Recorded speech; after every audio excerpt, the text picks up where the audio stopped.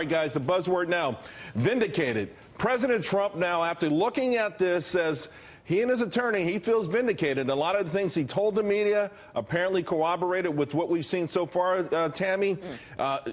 Could this actually put this whole thing to rest? Well, it could. A lot of this relies on President Trump's response to this now, as Mr. Gasparino indicated, that they're going to take a softer response.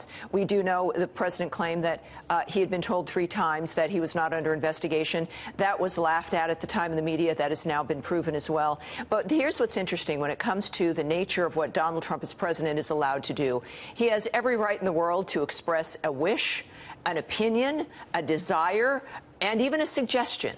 But that is not, he's the president, for crying out loud. That does not rise clearly to anything close to what the media has been claiming now within gossip as news for the last several months. Also, keep this in mind.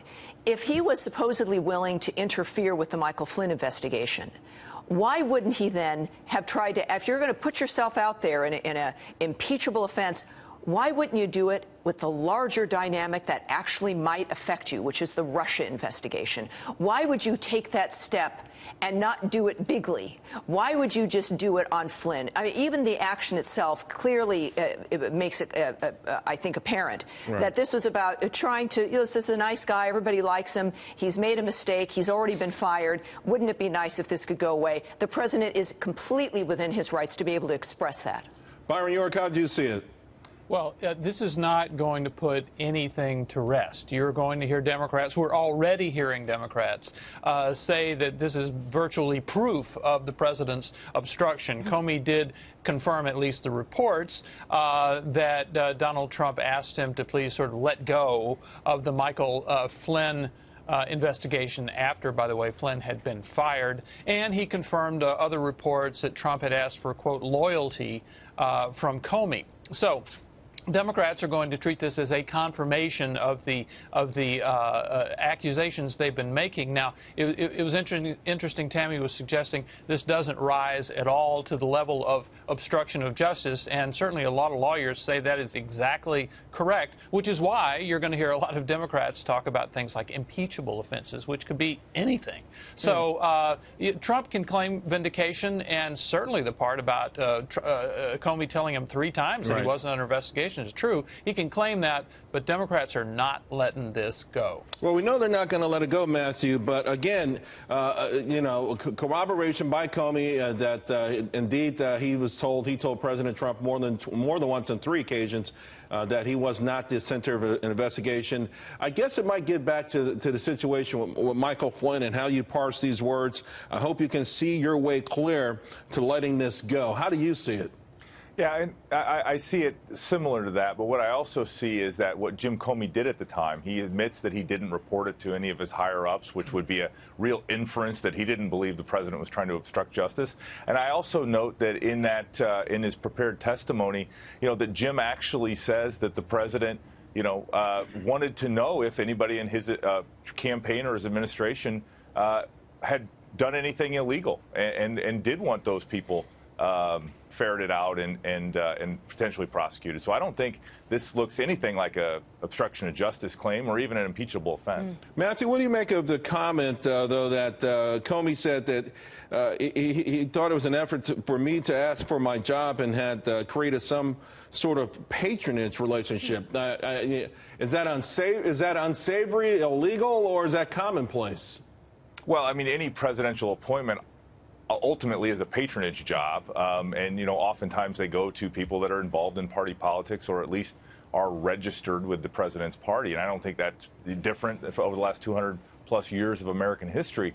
I think that's an interesting editorial by Jim Comey to suggest the purpose of that dinner, but I think it's an editorial comment and nothing untoward.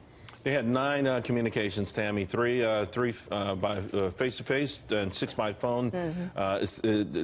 Comey saying he was unnerved. In fact, he didn't feel the need to write down and take detailed memos with this engagement with President Trump. Certainly, Democrats will jump on that as some form of intimidation. Well, clearly, James Comey has been behaving in a variety of manners that indicates that he's a peacock and a showboat, and he's not intimidated by anyone, right?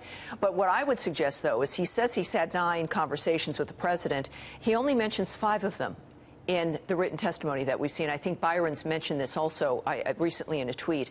What about those other conversations? Is that an invitation for the committee to ask about those? So I think there'll be more that will come out tomorrow. Look, they wanted him to testify in private. He's doing that, but he insisted on having a public testifying as well, which means he wants, once again, to be the center of attention. So I would think there might be some surprises tomorrow, but I think he needed to be fired. I think his behavior at this point indicates that President Trump firing him was the right thing to do. Do you think, Byron, tomorrow that he could actually say in his testimony that he did feel some form of intimidation or pressure to halt any version of any of these investigations, even though it might contradict what we've read today? Well, I think if he testifies under oath that he felt pressure, I think you're going to have a situation in which people are saying, why didn't you report that? Exactly. Why didn't you tell Congress? Why didn't you tell the top people in Congress who have a responsibility to oversee the FBI? And one more thing about Comey's memory here. He's clearly, I think, in writing this testimony, relying on the memos that he wrote. But remember, the FBI, the Department of Justice, Comey himself have refused to turn over those memos to Congress. And you have the Republican chairman and the Democratic vice chairman of the Intelligence Committee asking for them, the top Republican, top Democrat on the Judiciary Committee. You have everybody asking for these memos. And tomorrow, you're going to have a situation in which Comey knows what's in the memos. He can talk about whatever he wants to, but the questioners don't. Right. It is not going to be an even playing field. Right.